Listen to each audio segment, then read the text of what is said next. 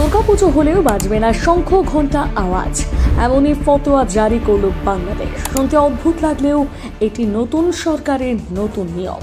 বিষয়টি আসলে কি দেখে নিন। দুর্গাপুজো, কিন্তু তাতেও নাকি রয়েছে বড় বড় বিধিনিষেধ, এও মানা যায়। কিন্তু এটাই হচ্ছে দুর্গাপুজো, ঢাক ঢোল বাজানোর বড় নিষেধাজ্ঞা জারি করা হয়েছে, তা আবার প্রতিবেশী বাংলাদেশে। আসলে বাংলাদেশে এখন নতুন সরকার গঠন করা হয়েছে, নতুন সরকার গড়ছে, নতুন দেশ এনেছেন নতুন নিয়ম।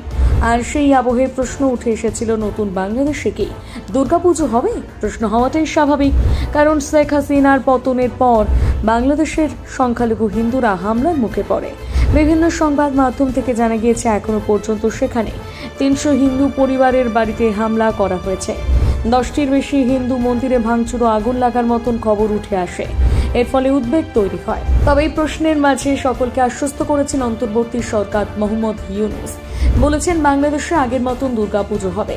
চলতি সপ্তাহে এই নিয়ে ঘোষণা করা হয় এবং সেই সাথে বলা হয়, কয়েক বছর দুর্গাপুজোর মণ্ডপে হামলা চালানোর মতন যে অপ্রীতিকর ঘটনা ঘটেছে তা এড়ানোর জন্য কড়া নিরাপত্তার ব্যবস্থা করা হবে। কিন্তু এই ঘোষণার পর ফের ঘোষণা করা হয়। জানা যায়, দুর্গাপুজোয় চাপানো হয়েছে বিশেষ কিছু শর্ত। বাংলাদেশের অন্তর্বর্তী সরকারের স্বরাষ্ট্র বিষয়ক উপদেষ্টা এবং অবসরপ্রাপ্ত লেফটেন্যান্ট জেনারেল মোহাম্মদ জাহাঙ্গীর আলম চৌধুরী এই নিয়ে আলোচনা করেন। তারপর জানান, ধর্ম সম্প্রীতি বজায় রাখতে মসজিদে আজানের সময় মণ্ডপে ঢাক ঢোল বাজানো যাবে না। এমনকি আজানের 5 মিনিট আগে মাইক, যাবতীয় বাদ্যযন্ত্র, কীর্তন সমস্ত কিছু বন্ধ থাকবে। আজান শেষের পর ফের মাইক বা ঢাক বাজানো যাবে। সেই সাথে শাস্তির বিধান দেওয়া হয়। বলা হয়, বাংলাদেশে কোনো হিন্দু যদি এই নিয়ম লঙ্ঘন করে তাহলে পুলিশ তাকে গ্রেপ্তার করবে। আর সরকারের এমন সিদ্ধান্ত মেনে নিয়েছেন সকলে। তবে নতুন সরকারের এমন ফতোয়া জারি করতে দেখে ক্ষুব্ধ হয়েছেন অনেকেই।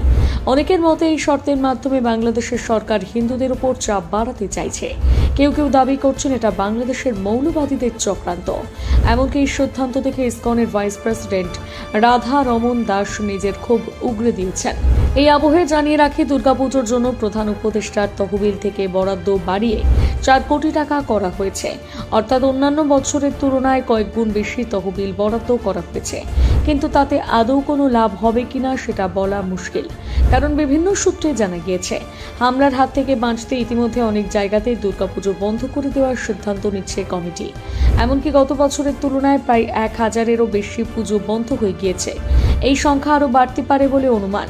এবার দেখা যাক 2024-এ বাংলাদেশে দুর্গাপুজো কতখানি সুষ্ঠুভাবে হয়।